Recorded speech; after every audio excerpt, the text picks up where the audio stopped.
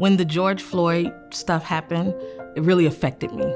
I will never forget when we did the 8-minute and 46-second demonstration where we were outside of the hospital and there were hundreds of physicians and nurses and our CEO was out there. That was so powerful.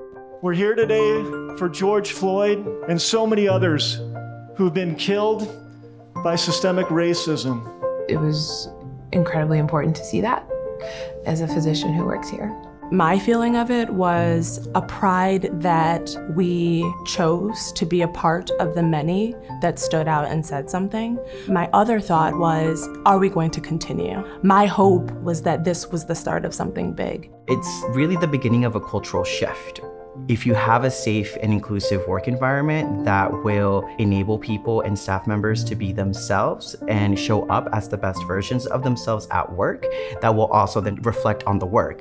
Hearing that we were going to allow staff to come and be trained as facilitators, I couldn't write that email back soon enough to apply.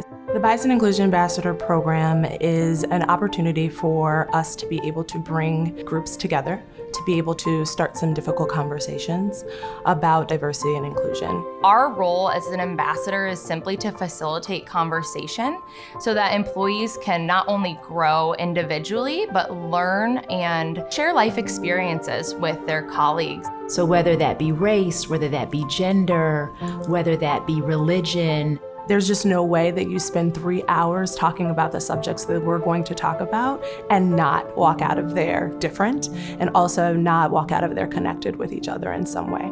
When you recognize the bias, you can do things to help counter it. And I really do think that it is a way for Lurie children to show that they're not just about words, but they're about action.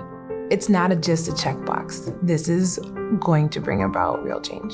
Lurie Children stands with those of us who are at risk of being marginalized, at risk of being left out. And that's huge. As a woman of color, it's almost like the ceiling has just been blown off of the roof, and like there's no limit to how far and how high we can go.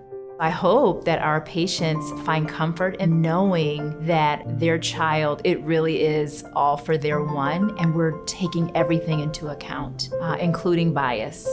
We are about all, and we are about coming together and providing our best for everyone who walks in the door. We have to make sure that every employee that walks into that building also feels included, also feels represented, also feels respected, and also feels like they should be there. So this is definitely our mission.